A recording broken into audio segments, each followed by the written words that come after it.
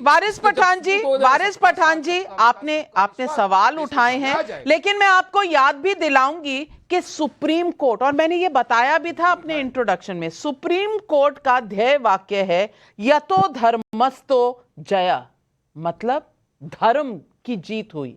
और मैंने ये भी बताया था कि धर्म हमेशा रिलीजन नहीं होता, धर्म होता है सही रास्ता और सही न्याय, और न्याय तो सुप्रीम कोर्ट ने दिया।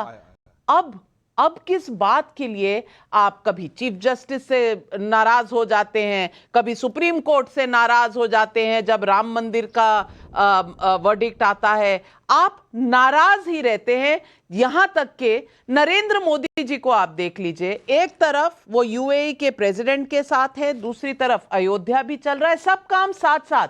भारत देश के लिए जो करना है, सांस्कृतिक विरासत से लेकर अपनी अर्थव्यवस्था तक, हर चीज का ध्यान रखा जा रहा है। लेकिन सुधांशु त्रिवेदी जी, ओवैसी साहब हैं और वारिस पठान साहब हैं कि हमेशा नाराज ही रहते हैं। देखिए, वारिस पठान साहब वकील होकर क्या बात करते हैं, मैं आपको तथ्य, इसमें इनकी गलती नहीं है, एमआईएम का काम ही है झूठ प्रपंच के आधार पर बात फैलाना। मैं रिवर्स में जवाब देता हूं। बिल्किस बानो के प्रकरण के ऊपर, मान्यवर, ये बिल्किस बानो के साथ हुए अत्याचार और अपराध का जजमेंट नहीं था, वो तो बहुत पहले आ चुका है, 14 साल पहले। ये उसकी रिहाई की टेक्निकलिटी पे इशू था, और कोर्ट ने क्या कहा है कि मैटर महाराष्ट्र में चला था, इसलिए रिहाई का होल सोल इशू उन्होंने टेक्निकल ग्राउंड पे माना है कि गुजरात सरकार का अधिकार नहीं माना, यह कहा है। बिल्किस बानो के साथ क्या हुआ है 2010 में आ चुका। वकील होकर आप इस ढंग की गलत बयानी लोगों के सामने करने लगते जैसे उसके ऊपर आया है, तो ये टेक्निकल और पूरी तरीके से कॉन्स्टिट्यूशनल इश्यूज पे जो सुप्रीम कोर्ट कहेगा वो हम मानेंगे। मगर सुप्रीम कोर्ट के ही एम्बलम पे जो लिखा हुआ है, जो अभी नाविका जी ने कहा यतो धर्मस ततो जया, वो पूरा श्लोक में बता देता हूं। धर्मेण हन्यते व्याधि, यानी धर्म से के आचरण से रोग समाप्त होते। धर्मेण हन्यते ग्रह, आपकी कुंडली में ग्रह भी अगर कमजोर होंगे या वो विपरीत होंगे, वो भी धर्म से नष्ट होते हैं। धर्मेण हन्यते शत्रु, धर्म से का पक्ष रहते हैं, शत्रुओं का नाश होता है। यतो धर्मस ततो जय, जहां धर्म है वहीं जय है। तो हमारा सुप्रीम कोर्ट बिल्कुल इसको पालन करता है, हिंदू मुसलमान देख के नहीं करता है। मगर आज आप आकर कह रहे हैं कि बिल्किस बानो के प्रति हमारे मन में भी पूरी सहानुभूति है, यदि किसी के साथ गलत हुआ है तो होना चाहिए। पर कहां गया था उस समय आपका जब शाहबानो केस हुआ था? हजारों लाखों मुस्लिम महिलाओं के लिए सुप्रीम कोर्ट का निर्णय रौंद कर, मैं रौंद कर शब्द कह रहा हूं, शरिया को ऊपर कर दिया गया था कि अब 120 रुपया महीना भी किसी मुस्लिम महिला को गुजारा भत्ता नहीं मिलेगा। आंसू का एक कतरा भी निकला था आंख से कभी? बल्कि तब तो छाती ठोक ठोक के कहा था सुप्रीम कोर्ट कौन होता है हमारे मजहबी मामलात में बोलने वाला। और अभी की हाल की बात है, ट्रिपल तलाक के ऊपर आपके सदर आली जनाब असदुद्दीन ओवैसी क्या कहते थे? ये तो मजहबी मामला है, कौन होता है सुप्रीम कोर्ट ट्रिपल तलाक के बारे में कहने वाला? तब मुस्लिम महिलाओं के लिए दर्द नहीं था। और एक और मुस्लिम बहन थी इमराना, जिसके साथ उत्तर प्रदेश में बलात्कार किया उसके पति ने, फिर मौलवी ने फतवा दे दिया कि अब इसके बाद वो अपने पति की मां और अपने ससुर की पत्नी हो गई। क्या कभी आपने चूं बोला था? बल्कि वो मौलवी साहब का पूरे एहतराम के साथ इस्तकबाल करते रहे थे।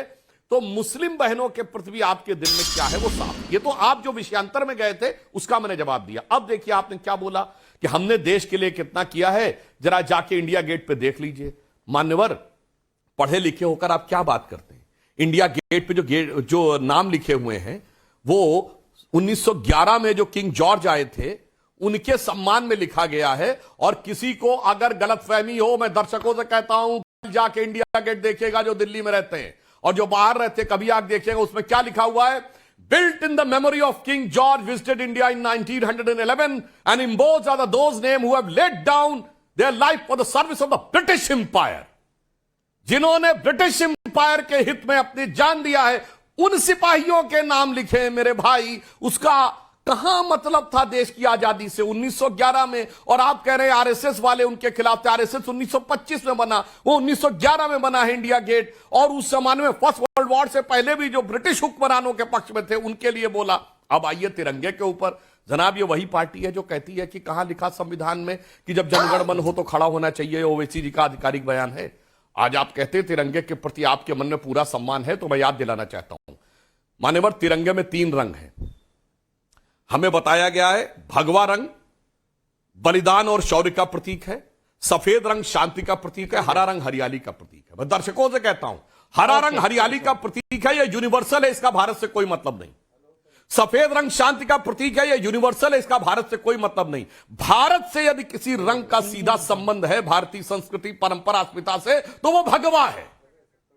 इसलिए अगर आप देखें तो इन तीनों में भारत और भारतीयता का संबंध सर्वाधिक जिससे जुड़ता है तो वो तो भगवा से, जिसके प्रति आपके मन में हिकारत है। इसलिए मैं कहना चाहता हूं कि हर प्रकार की चीज पे, और एक और बात आपसे कह दूं, जिनको धर्म को लेकर कोई समस्या होती है, भारत के राष्ट्रीय ध्वज पर जो अशोक का चक्र है ना, वो सारनाथ का धम्म चक्र है। धर्म चक्र भारत के राष्ट्रीय ध्वज पे है। तो ये लोगों ने किया क्या है वास्तविकता में, मैं अंत में एक बात और कह दूं नाविका जी, भारत के आजाद होने के बाद भारत और भारतीयता के हर प्रतीक को सांप्रदायिक कह के नेहरू और उनके बाद की कांग्रेस ने भारतीय संस्कृति की श्रेष्ठता, एकता और अखंडता को जो हानि पहुंचाई है, वही अपने बहुत खराब और विद्रूप स्वरूप में 21वीं सदी में का मुखौटा यही सारे मुसीबत की जड़ यही है कि किसी न किसी तरीके से मोदी को नीचा दिखाना है। और वारिस पठान जी, आप जवाब दीजिए कि जो भारतीय तिरंगा है, तिरंगे में भी भगवा है। अब उस भगवा से भी आपको खौफ है क्या?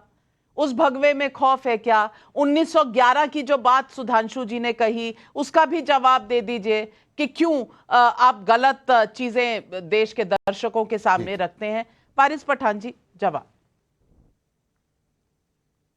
जी नविका जी, मैं क्या मिस्टेक हो गई थोड़ा टेक्निकल लाइन के अंदर, मैं सुधांशु जी की पूरी बात नहीं सुन सका, लेकिन अब आवाज आ रहा है मुझे, तो मैं जो थोड़ा सुना स्टार्टिंग में मैं उस बात का जवाब दूंगा। सुधांशु जी ने पहले ये कहा कि वारिस पठान एडवोकेट होकर इस तरह की बात करते।